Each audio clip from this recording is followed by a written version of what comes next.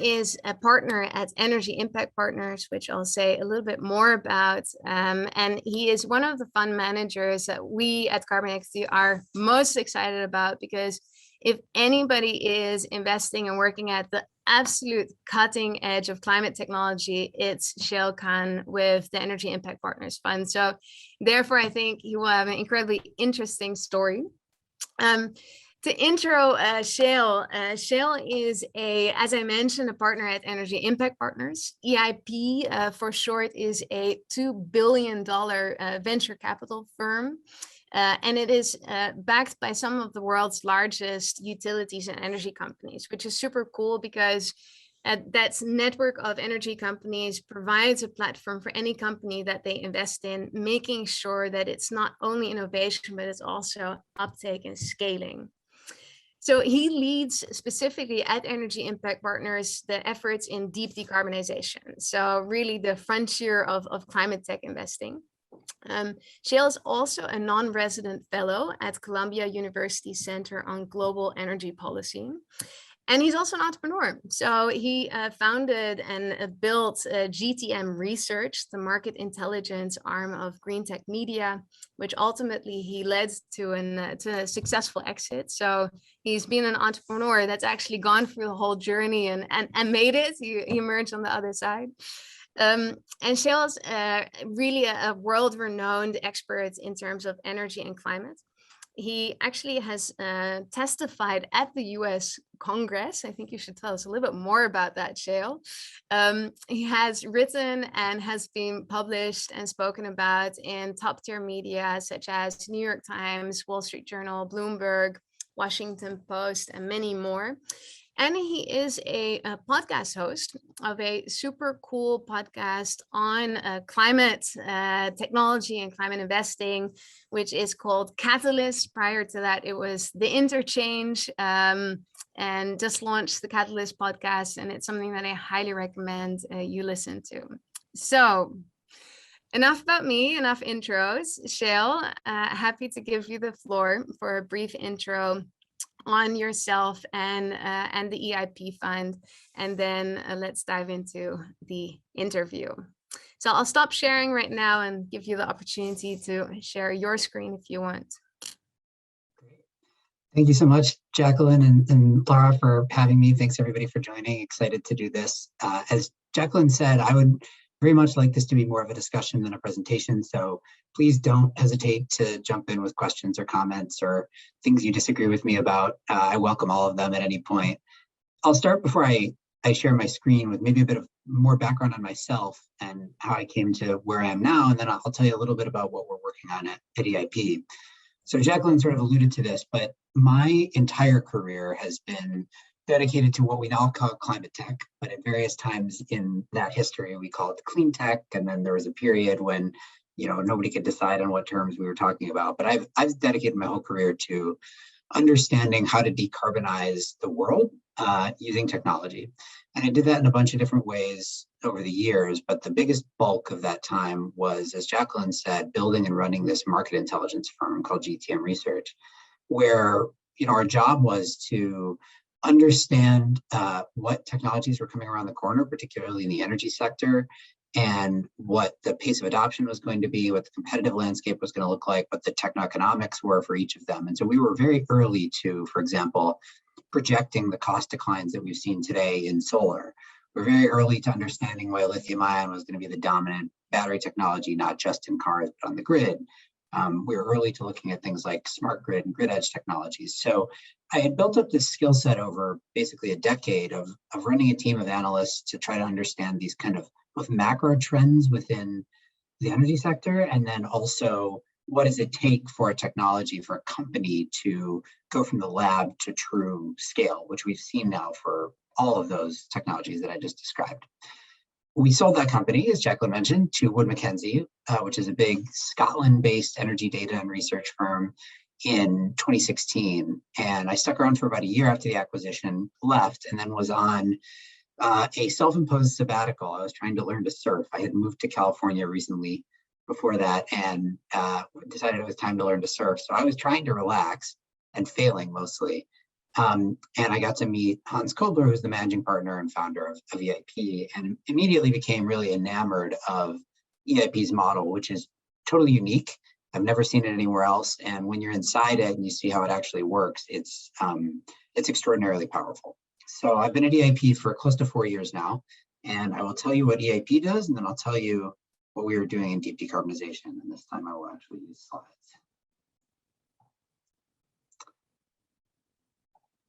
Okay. Jacqueline, can you confirm you can see the slides? Thumbs up? Great. Okay, so I'll tell you a little bit about Eip and then our Deep Decarbonization Frontier Fund, which is my focus and what I think will be most interesting to you all. So I'll get right to the core thing that differentiates Eip. As Jacqueline said, we have about a little over $2 billion under management in total. We're going to be announcing our final close of our second flagship fund, which will have it's a giga fund, if that means anything to you, tomorrow. So I'm giving you a heads up of that. But across our whole platform, the thing that makes us unique is this LP coalition. So the way that our funds work is somewhere between sort of half and 2/3 of our capital in all of our funds comes from this coalition of strategics. And we're very selective and very deliberate about who we add as strategic investors here. As you can see, the biggest group of them fall into the energy category, and particularly utilities. We have close to 30 utilities, both in North America and in Europe, who are LPs in our funds. We've also selectively added additional strategics in other industrial sectors, in technology and mobility and transportation, so that we build out a more holistic ecosystem to do what we need to do. The value of this LP coalition is not just that they provided us capital. We come to a deal with every one of our LPs wherein when they invest in the fund, we expect a lot out of them and they expect to get a lot back out of us. We ask them to participate on a weekly basis in a variety of meetings. We ask them to introduce us to subject matter experts within their organizations on core topics. We run working groups with them in key strategic sectors. We give them an opportunity to take a look at the companies that are in our pipeline and to help us with diligence. And we do all of this for a couple of reasons. The first is we think it gives us an information edge. So in companies that we can invest in that are going to be strategically relevant to any of these sectors where we have LPs, we can generate differential insight into what is going to work, what is not going to work, what are the key factors that will make something work by leveraging the relationships that we've got sort of up and down the organizations within our LPs. So at the front end, in terms of diligencing new investments, we think it gives us an information edge. Just as importantly, perhaps more importantly, is on the back end once we do invest. We have an entire team at Eip who's just dedicated to building business relationships between our LPs and our portfolio. We have over $400 million in actual commercial bookings so far between those two groups. And that can be, it's not, it doesn't work for every single company we invest in, but for the ones that can yield any kind of strategic value, whether it be direct contractual relationship or partnership, go-to-market channel, whatever it might be, support on regulatory, this can be a game changer. And it can be particularly a game changer for companies that I'm investing in, which are heading into the commercialization stage, where they need to get their first pilot projects online, or they need to move from pilot to full scale. What we've seen over the years, time and time again, is that that's where companies fall down. Things take longer than you expect. They spin their wheels pursuing markets or technologies or customers that are not going to work. And as a result, they waste time and they waste money, and then they fall into a pit. And we can help avoid that by leveraging our partners. So it's a really, really powerful tool for the companies that we invest in. It's also a way for us to get differential deal access, because it's easy to go to a hot technology startup, especially these days where climate tech capital is abundant, and say, look, we have differentiated value that we can offer you, which is we are financial investors. We're not treated as strategic investors, and our LPs have absolutely no say over our investment decisions. They don't sit on our investment committee, but we can deliver the value as if you got 35 strategic investors all at once. And that's a really powerful message when we're speaking to entrepreneurs, and we have proof points and case studies that we can validate it with. So this is the unique special sauce of Eip. And we, close to half of our team at Eip is on the platform side, specifically to make sure that this actually functions. It's a complicated enterprise relative to most venture funds, right? We're doing more than just investing and returning capital. We are running a whole operation here with our LPs, but we think it provides defensible, lasting advantage for us. So we do this across the entire platform, but I want to spend most of my time talking about the Frontier Fund, which was the shorthand version of the Decarbonization Frontier Fund. And I'll try to make this relatively brief because I know everybody on the line here is interested in climate tech already and probably doesn't need to be told what it is or why it matters. But I'll give you my perspective from 15 plus years in this sector of why I think this is a unique opportunity today. This slide, first of all, is already out of date because of COP26. So take every number on here and probably double it.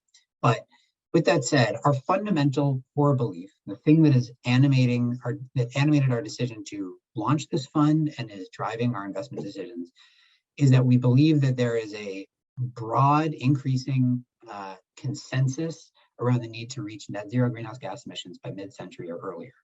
And that if you look at basically every up and down the economy, all across the world, whether you are in government, whether you are in the private sector, whether you are an investor, there's a lot of pressure on you to commit to reaching net zero within your own operations and supporting net zero amongst your customers and your suppliers over that time frame. The second thing that's happening is that it's accelerating. So where it used to be, it started to become normal to make net zero commitments by mid-century. Now it's getting to be earlier and earlier and earlier. The pressure ramps up over time as the climate crisis becomes clearer and clearer. We see this with our LPs, for example. Within our utility LP base, I would say 2/3 of them, at least, have made net zero commitments in the last 18 months, for the first time ever. So this is a very recent phenomenon. And the other point is it's easy to say, well, look, you can make a commitment, but it doesn't mean you're going to do anything about it. But the reality of what's happening now, and again, we're seeing this with our LPs, once you make a public commitment like that, there is a universe of stakeholders who descends upon you to make sure that every action you take from then on is going to be consistent with that plan. So in the utility context, they say net zero by 2050. Now, every time they issue a new integrated resource plan, they announce a new power plant, they have a new rate case with their regulators, you have a bunch of interested parties, including investors and regulatory bodies and activists who are saying, well, how does this decision comport with your stated intention to reach net zero? So there's a lot of pressure to actually make it a real thing.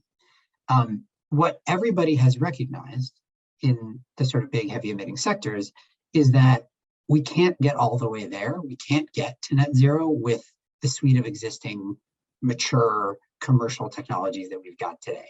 And there's sort of evidence of this from all sorts of places, academic organizations, independent organizations, but also we see this again within our LP base, which is they say, okay, we've made this commitment, now we need to figure out how to hit it. And they run all the complicated models that they run to determine what's going to work in their mix. And they figure, well, look, we know we can continue to build a lot more wind and solar and lithium ion batteries on the grid. No question, we're going to do that. That doesn't get us nearly there. There are some big gaps that we face that get along the way. And that's true of utilities. It's true of all sorts of other sectors as well. If you're in the industrial sector, you know some things you can do, you don't know all the things you can do. And so our fundamental belief is that there is going to be a wave of investment and excitement and activity over the next 5 to 10 years in bringing to market a whole suite of new technologies that are today either in the lab or at small pilot scale, have not yet been fully commercialized. Those can come to market faster than they would have otherwise because there is going to be an enormous push and a demand pull from their future customers. I could talk about examples of this, for example, within our portfolio for steel making. If you have a novel process to make green steel right now, your market is endless because there is so much pressure on large steel makers and large steel consumers to find a way to buy something that is clean. So if you can bring a fundamentally novel technology to market and that technology has a significant carbon savings benefit, then there should be a big market for you and it should be quick. And for all those reasons, we think it's kind of the opportune time right now to be investing in fundamental revolutionary technology that can meaningfully mitigate climate change, which is exactly the mandate of our Frontier Fund. The other thing that's important to note is that obviously climate is a broad category and greenhouse gas emissions come from many places. That's one of the things that is interesting about climate tech is it's not really a sector, right? It's the combination of a thing that needs to change in a bunch of sectors. With that said, if you draw back from where do our emissions actually come from? The reality is that about 3/4 of our global emissions can be traced back to energy. It's energy use in many different contexts, in many different sectors, in many different ways, right? Ranging from transportation and liquid fuels to electricity to industrial emissions. But with that said, energy is at the core of emissions. There is no question about that. And so if you are taking an approach where your stated intention is to invest in the technologies that are going to fundamentally transform our economy to drive it toward net zero, you got to dedicate a lot of your time and attention to energy, because it is where the emissions lie. Now, that then spreads out into a bunch of different sectors. And so you can't just invest in the energy sector, you have to invest in solutions for the end markets. But it is important to note why energy is so important and why we believe we're well positioned, coming from the sort of energy at our core and expanding outward, as opposed to starting from climate as our broad mandate and then figuring out how to learn about all these nuanced, complicated sectors on their own. The other thing that I think is important to note, particularly in the EIP context, we work most with utilities. We have other industrials, other energy companies, other transportation, mobility, and technology companies that we work with, but electricity is at the core. And another thing that sort of is one of our core beliefs is that if you're looking for the easiest heuristic, the simplest way to describe how do we solve climate change, it's basically a three-part process. Part one, decarbonize electricity while maintaining reliability and low cost. Absolutely zero pathway to net zero globally without having an electricity sector that is clean, reliable, and affordable. So first thing you got to do is decarbonize electricity. But by doing that, if you are successful in doing that, you unlock thing two, which is electrify many, many things. And we all, I think, recognize parts of this, right? Passenger vehicles being the obvious example, transition to passenger electric vehicles is clear. But you can see on here, we think there's opportunities to replace other energy sources, energy uses with electricity that go well beyond just passenger transportation. You can go into heavy duty transportation, you can go into materials and chemicals and industry, and all of this is reliant on that first thing. You have to have clean electricity, and that electricity has to stay cheap and reliable. But if you do all that, you unlock thing two, electrify many things, which then effectively decarbonizes them in the process. And thing three you need to do is you can't solve the entire problem that way, right? So there are going to be some things you need to pick up otherwise. And there's a suite of solutions that you can use to solve the remaining problem, ranging from carbon capture or carbon removal to other fuel switching in other sectors. But those first two can carry a lot of weight if it goes well. And so if you look at the kind of early stage startup landscape technologies that we are investing in, many of them are an approach that takes some process, they used some other chemical process or photochemical process, something like that, and replaces them with electrochemistry. But I will say, just because they're doing that doesn't mean it's going to work.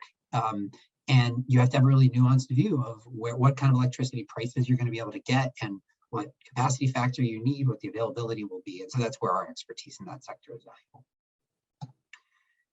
We also spend a lot of time at EIP doing really fundamental technology and market analysis to drive what we think is going to be differentiated insight into the future here. The thing about investing in these frontier technologies is you can bet on the team, and you absolutely should. You can bet on the tech, and you absolutely should do that too.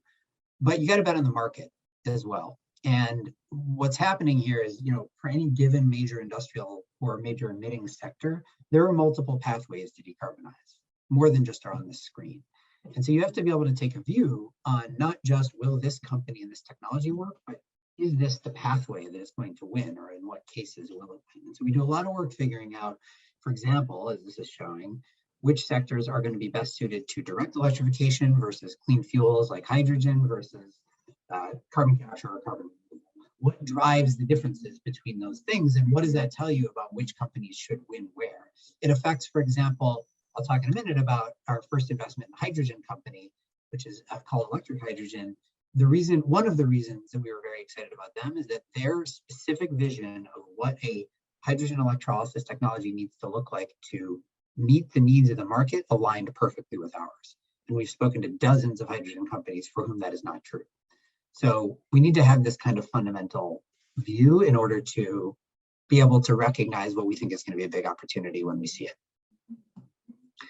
So high level, our broad mandate within the Frontier Fund is climate tech, invest in frontier technology to mitigate climate change. But the majority of our investments are going to fall into one of these 7 categories. These are sort of what we believe to be the building blocks. If you can solve for all of these things, then you've probably gotten 80-90% of the way there to net zero, right? And there will be some pieces to pick up, but this is really going to be the big ones. And so these are the areas that we're investing in. We've made 5 investments out of the fund so far, and they're in 5 of these 7 categories. We have 2 more investments sort of in the near term, and they're going to cover the other 2. So we're taking a fairly broad approach here across these sectors, and believe that these are going to be the ones that really, move the needle substantially on climate. This is another point that I should make about our fund, which is we're not interested in investing in something that has a kind of second order incremental climate benefit. Those things can be valuable too, and I don't mean to denigrate them, but for us, we want to see directly measurable, substantial greenhouse gas emissions reduction or removal potential in anything we invest in, and all of these categories fit that bill.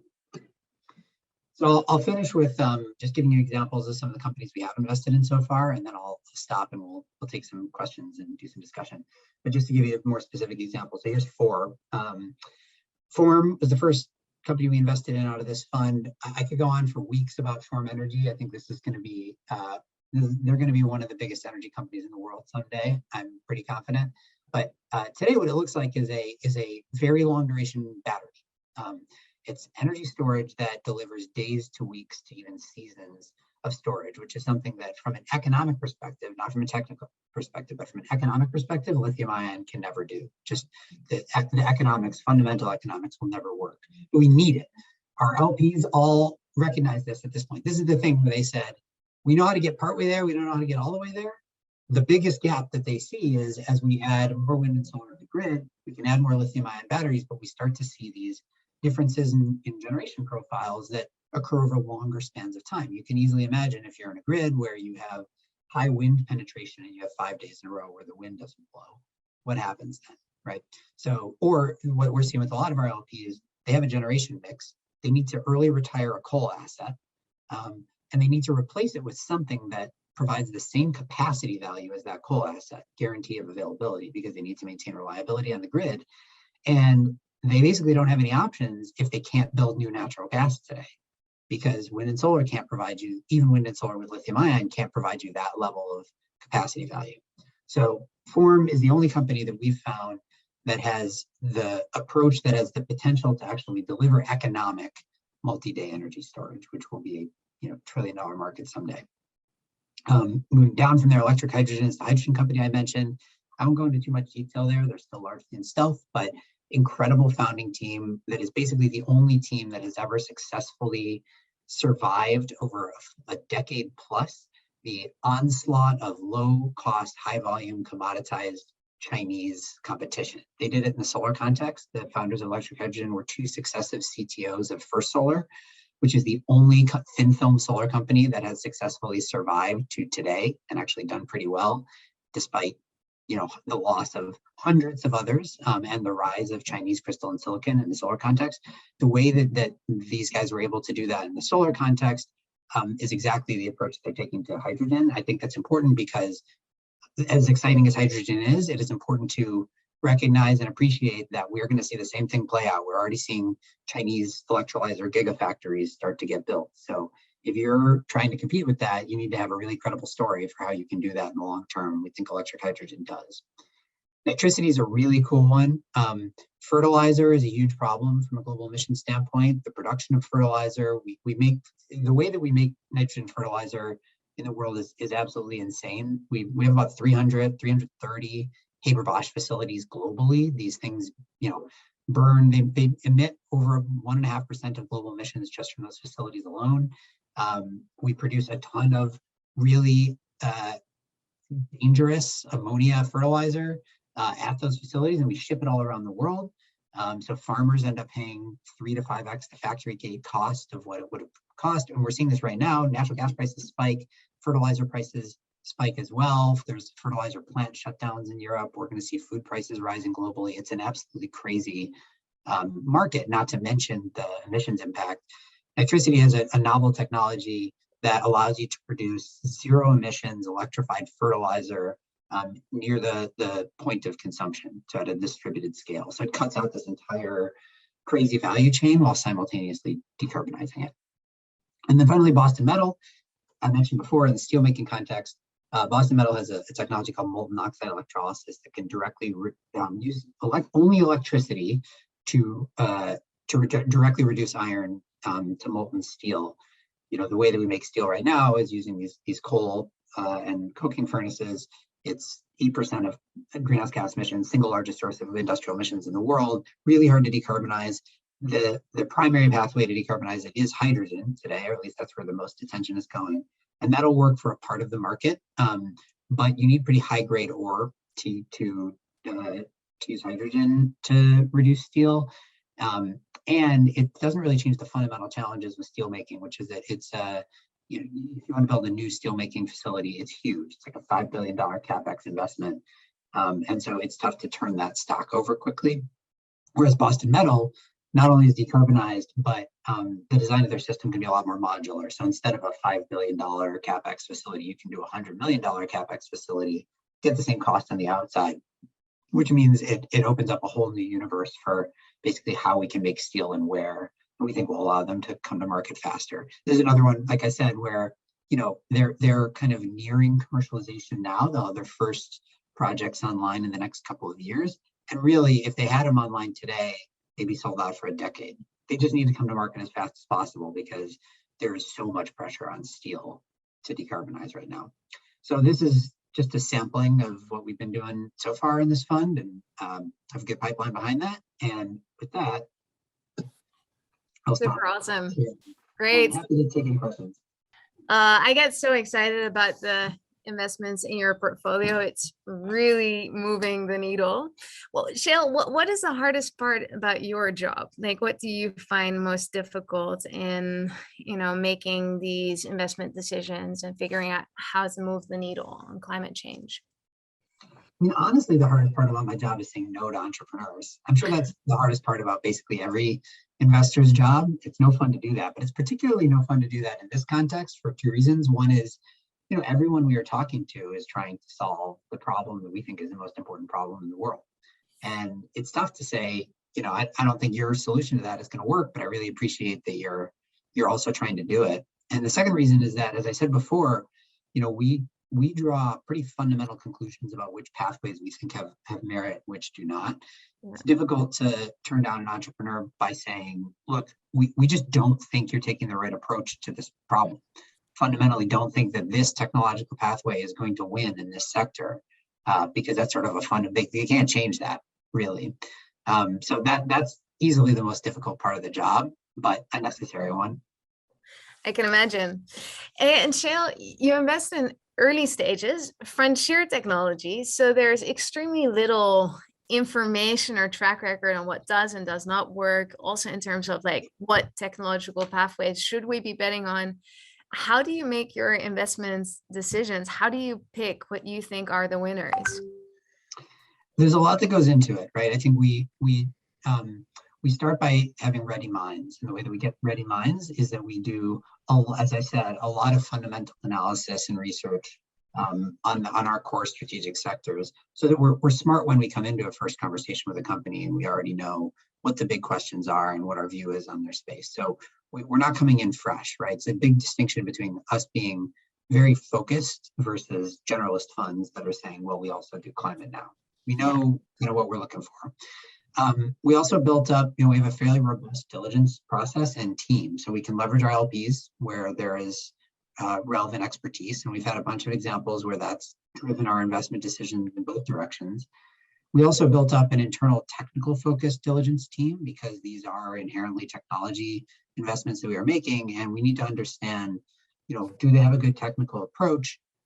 Where exactly does the technical risk lie? I mean, there's always risk, right?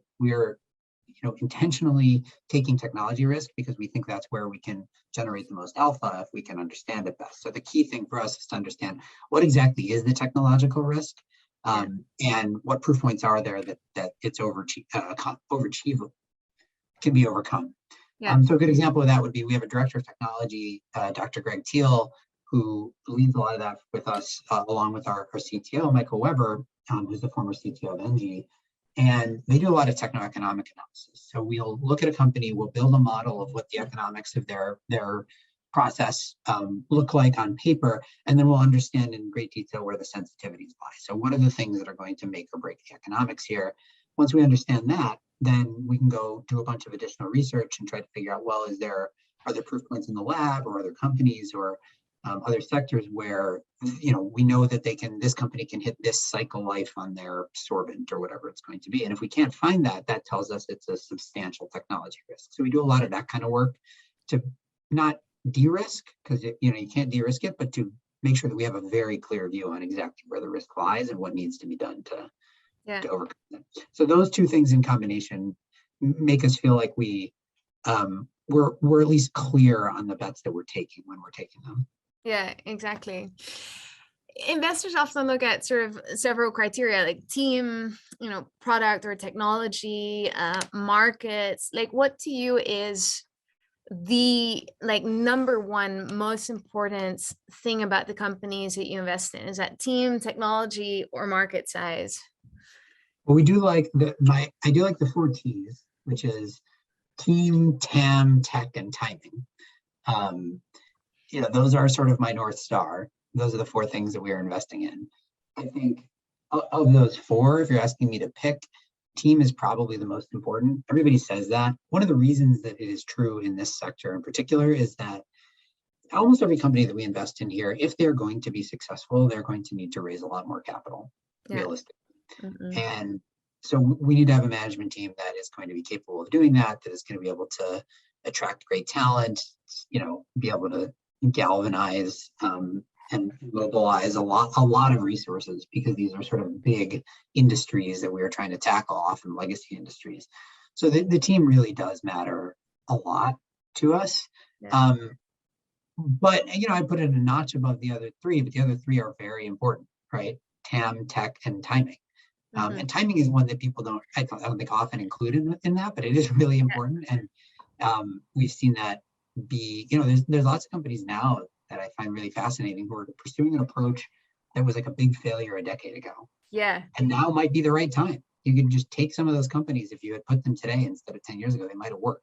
What's an example of such a technology that you feel wasn't ready 10 years ago and is ready now? I mean, a good example would be like biological approaches to clean fuels production, right? So there was a big part of the Clean Tech 1.0 wave was biofuels. And that largely failed. Most of those companies did not succeed. But there is a new wave now that are using synthetic biology and new tools that have the potential to be much better, and also to not use sort of corn feedstocks and things like that turned out to be a big problem. So the idea that like biofuels was a failure because biofuels are wrong, I don't think that's right. I think it was just the timing was wrong and the technology pathway wasn't there yet. But some of the new things that are coming out there now are actually pretty interesting. Great.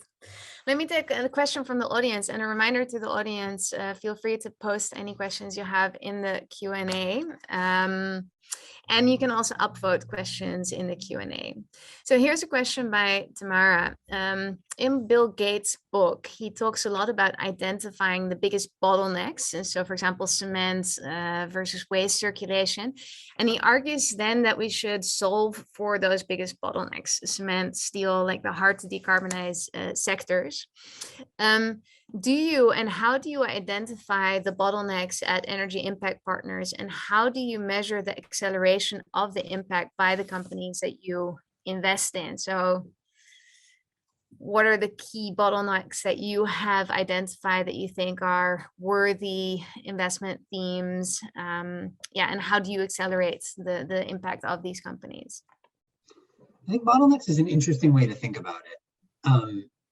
Maybe this is a different way of getting the same thing, but the way that we think about it is we start by taking a pretty fundamental approach. Where are the emissions? Where are the big categories of emissions? And it's pretty easy to identify them, and most of them are the ones that are hardest to decarbonize fully.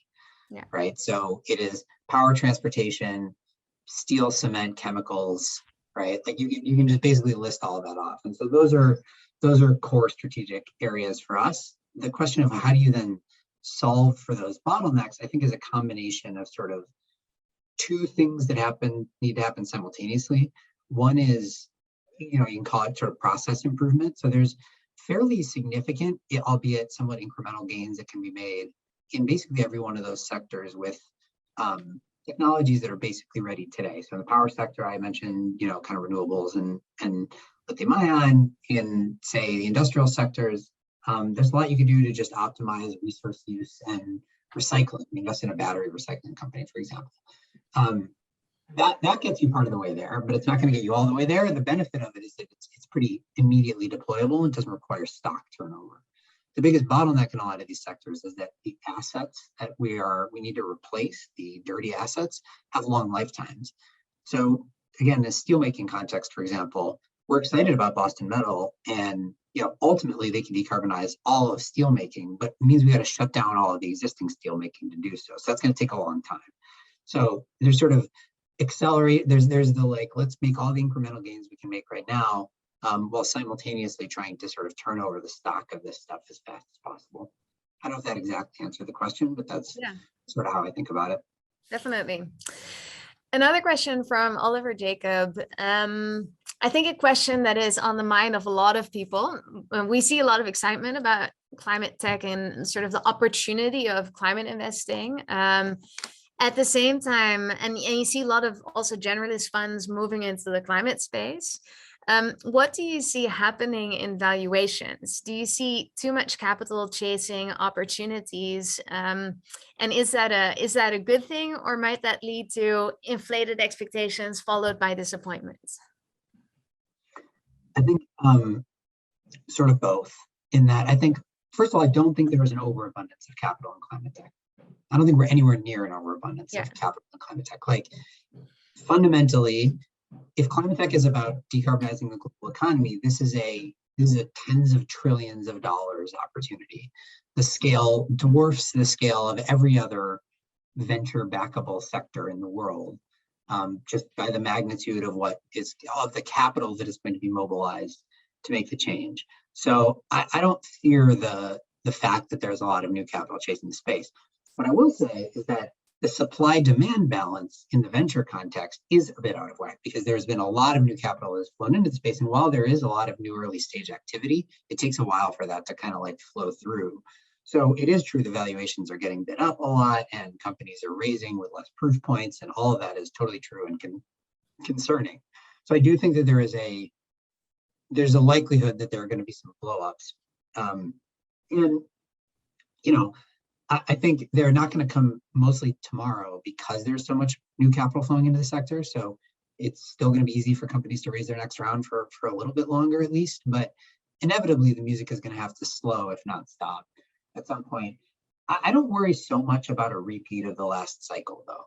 I think the concern of what could go wrong in that is that we see a series of big blowups, and then everybody sours on the space again, and then it takes another decade for the next cycle to happen. I do think this time is different. There is enough momentum behind this that it was not true the last cycle, that we can afford some blowups, and I still think the sector itself is going to have staying power. So we try to be cautious ourselves and make sure that what we're investing in, particularly if there is if it's a valuation that's a little outside of our comfort zone, we want to be really clear on what justifies that. And how big the opportunity is. Mm-hmm. But from a macro perspective, I don't think this is a bubble that's about to burst. Yeah, exactly. Yeah, and you said I think this time is different from the clean tech 1.1 boom and bust. What do you feel are the key differences? There's so many. I feel like I'm having this we have this what's different conversation so often, but okay. But we can name a bunch, right? One is just time has progressed. So the sort of reality of climate change has become ever more present for many, many people. And it's, I think the world has woken up more than it had the first cycle. So the urgency is greater. The role of big corporates, totally different ballgame, right? All these corporate commitments to buying clean. Corporates are the ones who are leading the charge on sectors like carbon removal. They're committing to buying more or procuring more or delivering more that is zero carbon. And they're doing that in part, I think, because they see the urgency of the challenge and so on, but also because it is increasingly proven that they'll get a brand benefit out of it, and they can get a sales uplift. And that's just fundamental capitalism. So the role of corporates is a totally different thing.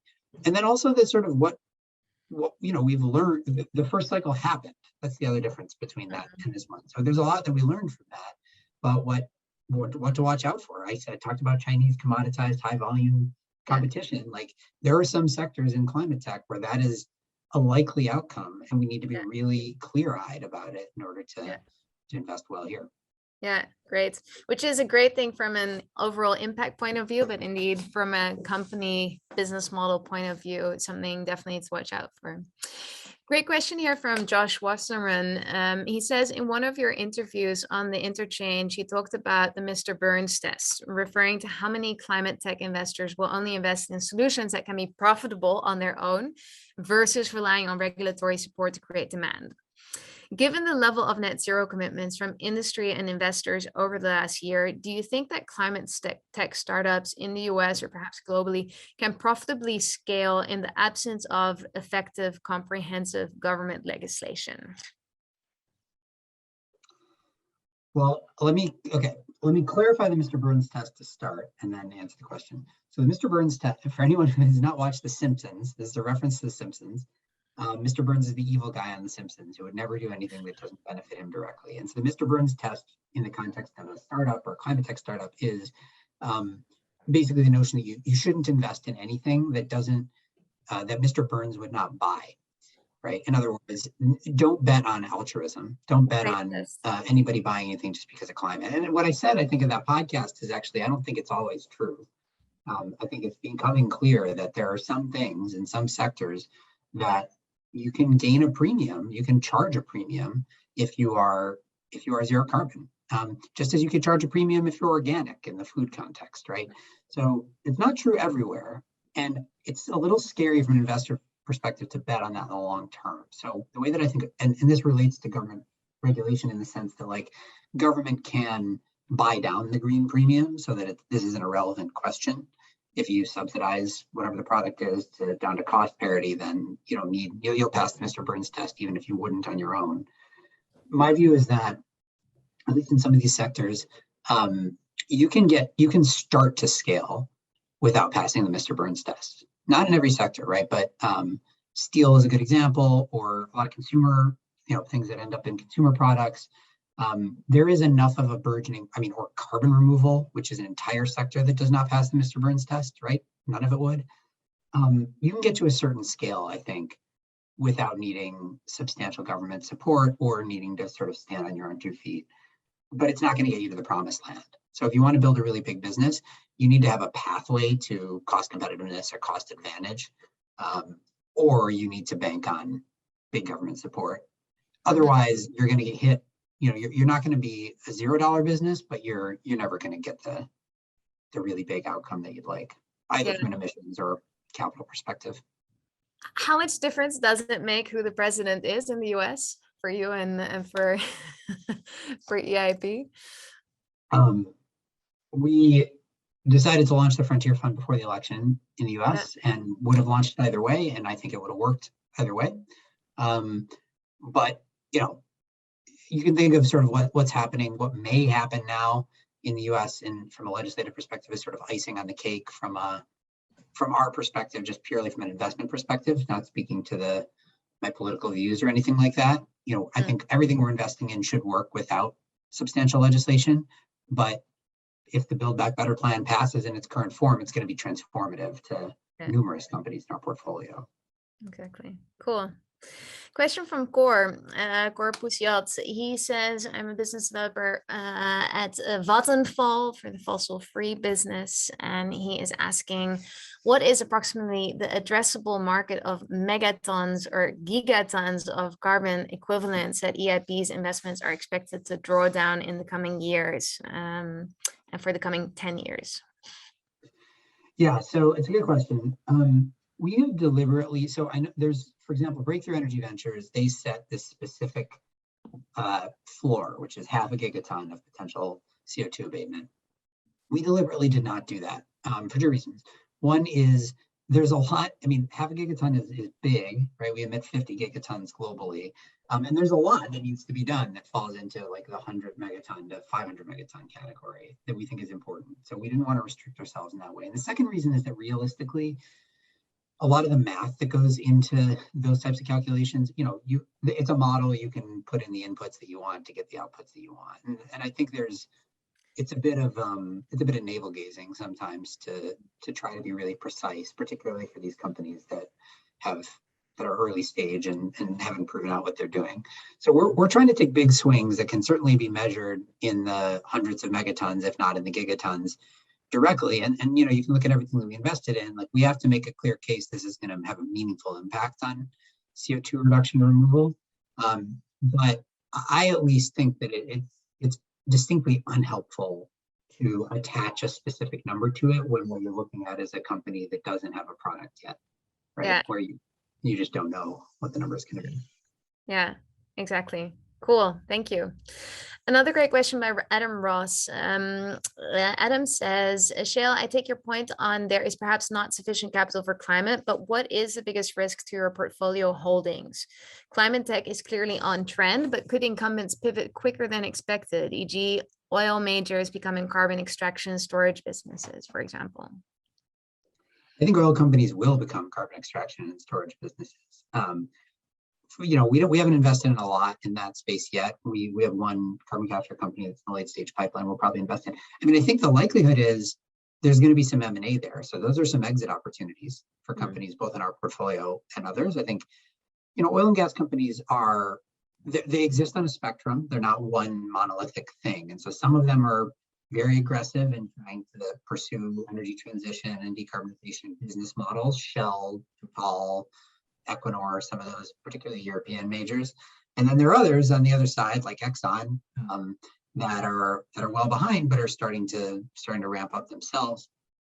And you know, they're going to be strategic acquirers for some companies. They're going to be competitors for other companies, but there are things that they're good at and there are things they're not good at. And it's I think important to recognize which of those two any given thing falls into. The example that you gave is a good one where they are good at, right? If it's resource extraction, big engineering, multi-decade engineering projects, now ultimately they may have some big role to play there. Maybe they'll be competing against big mining companies, for example, but they'll have a role to play there. There's lots of other sectors within climate tech that many of them have dabbled in, but it's not clear to me where they have a defensible advantage. So I don't think the prospect of them coming into the sector is sort of inherently a bad one. I think it's actually probably a good one on net. Yeah, absolutely. Agree. Question by Oliver Jacob. Does direct air capture have a future, or is it and will it always be cost prohibitive? Direct air capture is necessary.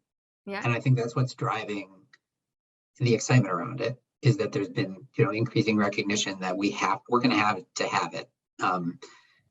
And so, and I do think there is growing momentum around figuring out the mechanisms to support it. It will always face the fundamental challenge that it is a cost and it's not delivering a product. So what we need, you know, the people talk about sort of waste disposal, right? We didn't always have a market for waste disposal, and now it's a gigantic global market. Yeah. And that's because we decided that we needed to dispose of our waste, and that may be the same thing ultimately for CO2, which would drive a really big market for direct air capture.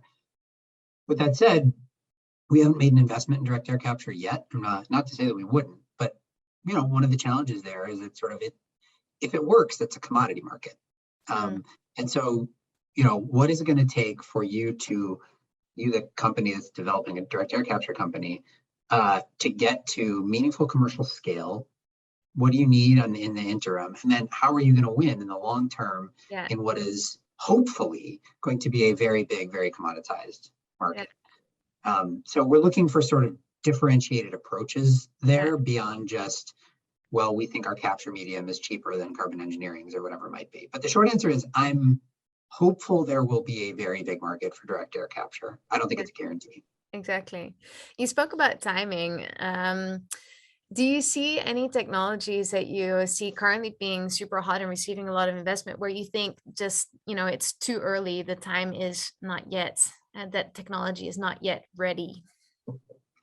It's not so much that the technology is not yet ready.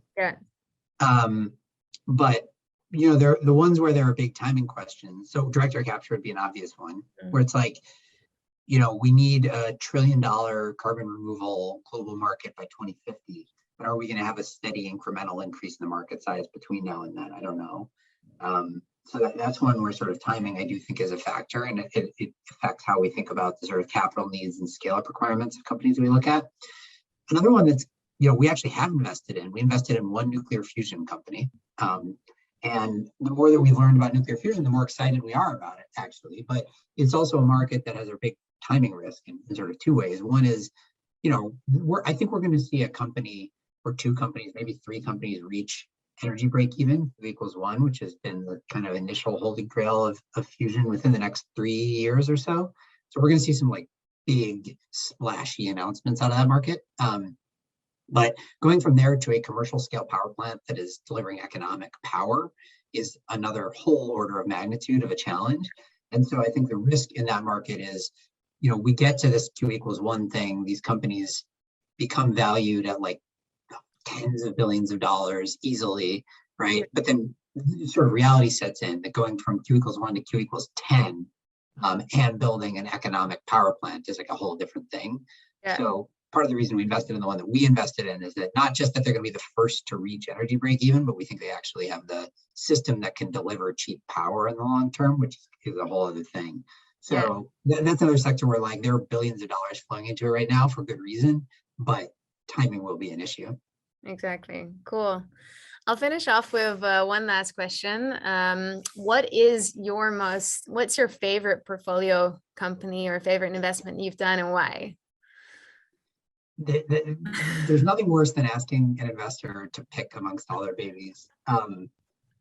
So I don't know. I'll say Form because they were the first investment out of this fund, and also because that one had been a long time coming for me. I know Matteo, the CEO of Form. I've known him for over a decade, and he's one of these people who I would have like jumped off a cliff behind. I just think he's going to be successful in anything that he does. He's also extremely clear-headed in terms of recognizing a big problem and then being very deliberate about how to tackle it. So just because they were the first, I will say Form Energy, and then, but with no shade to the rest of our portfolio companies. Wonderful. Okay. I would like to thank you so much for this super interesting interview. Unfortunately, we didn't get to answer all the questions, but what I'll do, I'll email you the questions and see if we can briefly get back to anybody who still had an open question, which was not answered and still is a burning question. Also, do feel free to reach out to me or the Carbon Equity team or perhaps to Shayle if you have follow-up questions. So Energy Impact Partners is most likely, very likely, we have IC approval to be part of the current Carbon Equity Decarbonization Fund of Funds, which, must say disclaimer, unfortunately only marketed towards Dutch investors. But that's extremely exciting. If you want to learn more about Energy Impact Partners, check out their website or the Carbon Equity website. If you want to learn more about the funds that we currently have open, check out carbonequity.com or feel free to touch base with me. And then on the dot of 6 p.m., thank you so much, Shayle, for your inspiring story. I Absolutely love your work, and I myself definitely want to be an investor in EIP because I just, the opportunity is huge and it's massively exciting. So thank you so much, and we will be in touch. Thank you, audience, for being part of this. We will have a recording live on the website soon. So thank you all and have a good evening. Thank you so much. Really appreciate it. Great to meet Thank you all. you.